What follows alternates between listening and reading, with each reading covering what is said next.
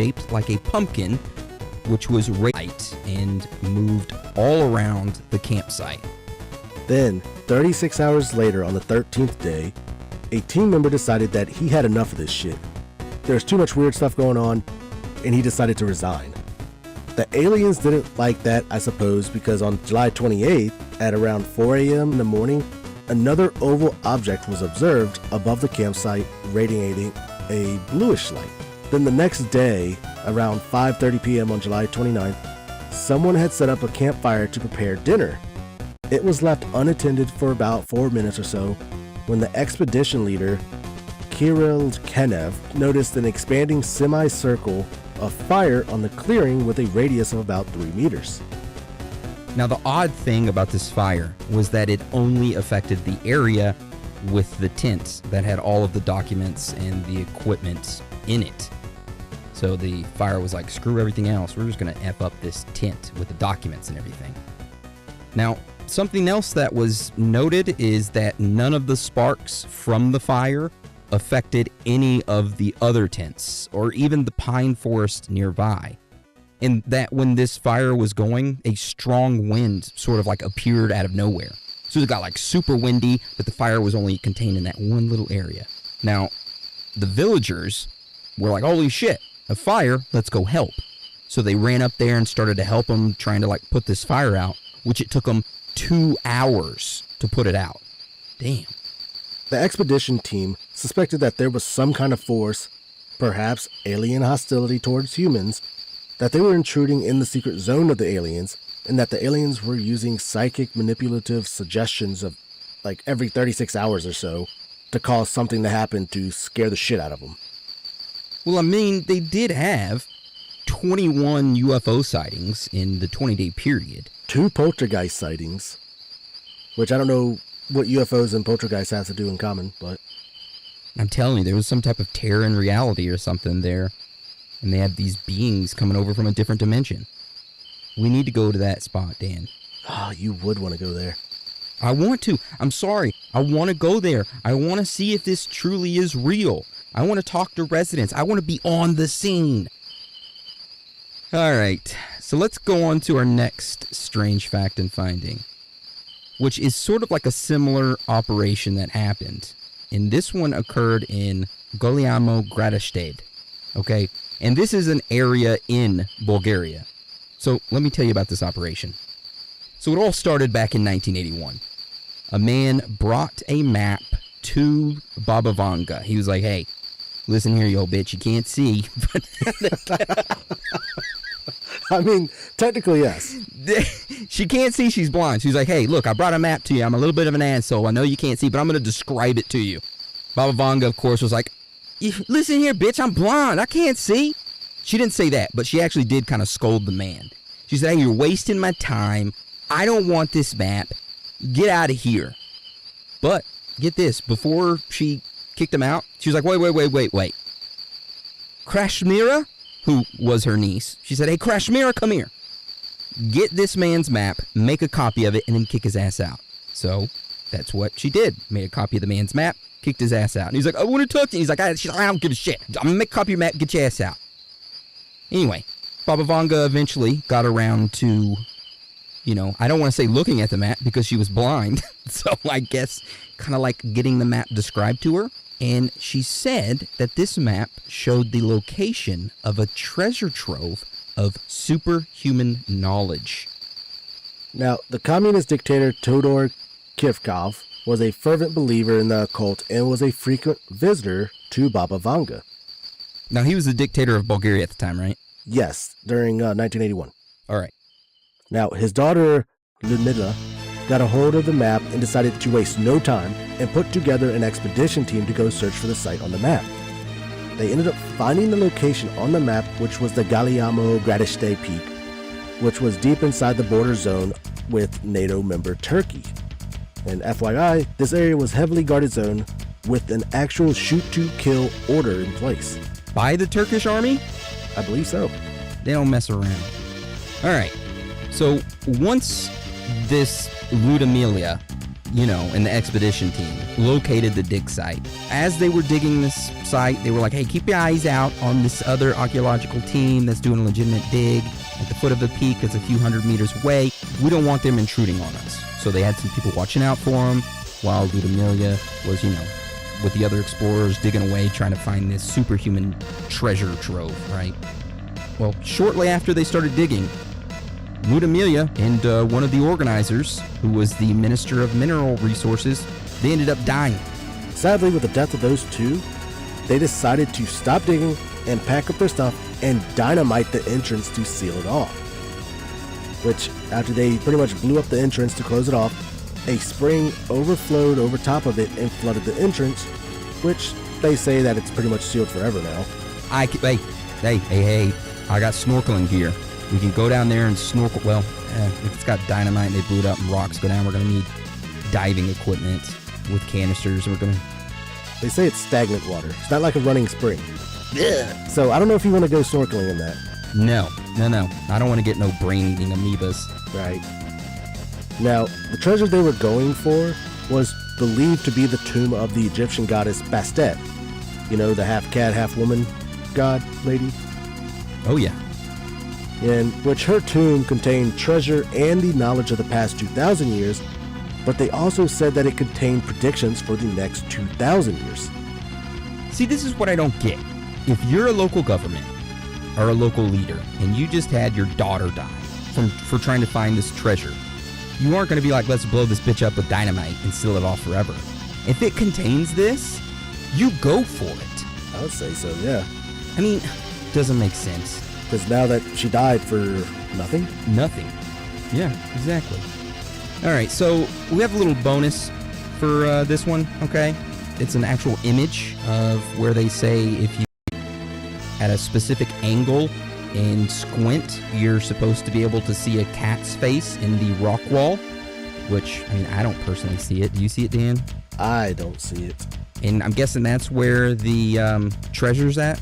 If you look down below, I guess you can see like the stagnant water, maybe? Ugh, yes. Gross. But yeah, so I guess supposedly you can see the cat face, which was supposed to, I guess, mark the entrance or whatever to the tomb of Bastet. Oh. Yeah, I don't see the cat face. Yeah, I zoomed in, I squinted, even though I already squint. It's tough enough. Oh, man. All right, Dan, tell us about this next strange fact and finding. All right, this next strange fact and finding is about the giants that roamed Bulgaria way back. Now, near the city of Kayastindel, there's a small village named Pashtul. There's a legend of giant human beings that lived thousands of years ago. And one of their skeletons actually had been discovered during excavation near a small chapel. So this temple, called the Holy Trinity Temple, is located near a pumping station on the Struma River in that small village. Now, during the 4th and 6th century, there was an ancient village near Pashtul that was inhabited by the Thracian tribe, who were allies of Troy. Now, dozens of skeletons were found in that area. And the strange thing is that almost all of them were over 6.6 feet tall. So goddamn, they were huge. They were giants. They were pretty tall. Yeah. Now, we thought that was pretty interesting, considered, the giant drawing they found in the tunnel in Sarachina, which I'm guessing the giant drawing you're talking about is the one on the wall. Yes. Which I wish we had the pictures of that. But all of that's gone, it seems like. Or hidden. Classified. Okay. All right. Sad face. So they had drawings of giants on the side of the Sarachina wall. Weird. But yeah, so Bulgarians known for having giants there. So it kind of like ties in, it seems. Okay. All right, so tell us about this next strange fact and finding, Dan. All right, this next strange fact and finding honestly isn't really too strange. It's the story that was so odd. So the story of Sarachina Hole was actually used to make an interesting creepypasta. It talks about the entity that could have been behind the barrier along with other entities roaming around campsites at night.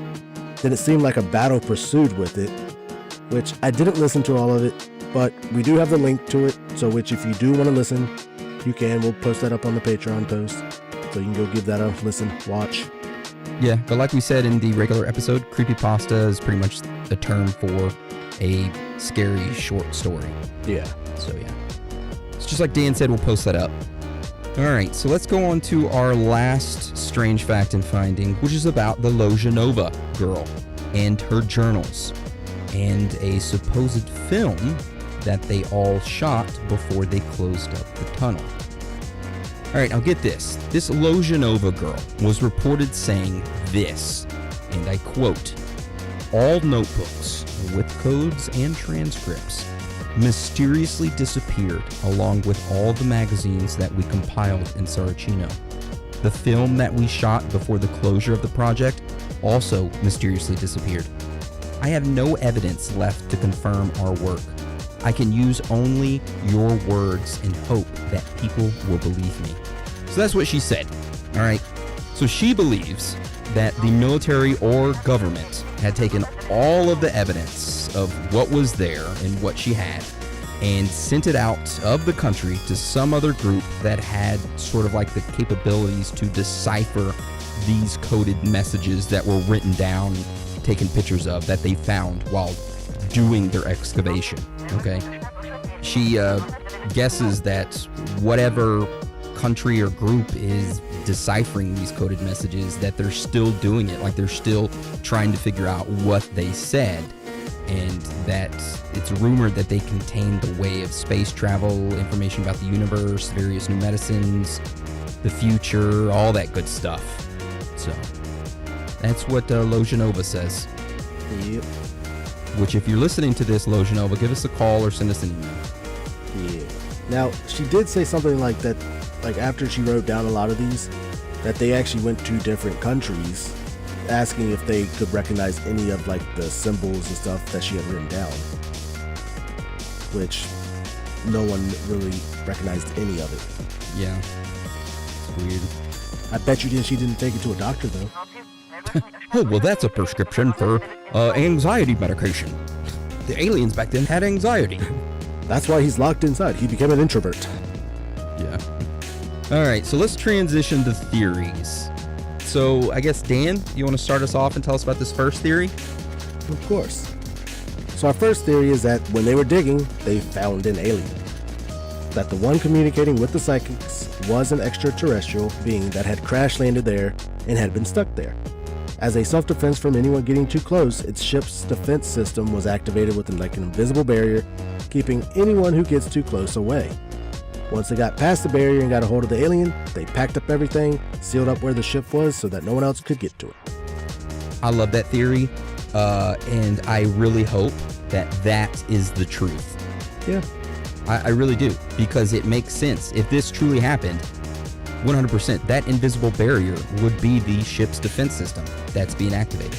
Now, the question is, if the ship can activate its barrier, why can't it activate its propulsion system and yeet up out of that hole? Only thing I could think of is like when watching other movies that some electrical stuff gets destroyed, power systems failing, only provides enough power to do certain things Yeah, that's true. for the system. Why would they, well, now that I think about it, why would they link the propulsion system with the barrier system, like the defense system? Because let's say if they got into some shooting war with another ship, if their defense barrier is linked to the engine systems and the defense barrier goes down, so does their engines. Doesn't make sense. I think that one through. So. Hey, if you watch Star Trek, they always divert power away from the engines to the defense shields when being attacked. I think. Okay. I don't know. I've only watched a couple. All right. So let's go on to the next theory, which is about Nazi treasure. So this theory is that the Bulgarian military actually found treasure. They heard about some treasure being in the Saracina, and it wasn't the treasure of Tsar Samuel, but instead that of the Nazis. They believed that the Nazis may have hid treasure troves in multiple places, and one of those places was in Saracina. Why? They don't freaking know. This is a theory, right? They don't know why they might have done that. Now, there is speculation that the treasure was belonging to the Nazis, and that they didn't want an official report about them looking for Nazi treasure. So instead, they said, oh, we're looking for the first Tsar Samuel's treasure instead. It's sort of like a reasonable excuse, which I can see that being used, the Tsar Samuel's treasure, instead of them saying, hey,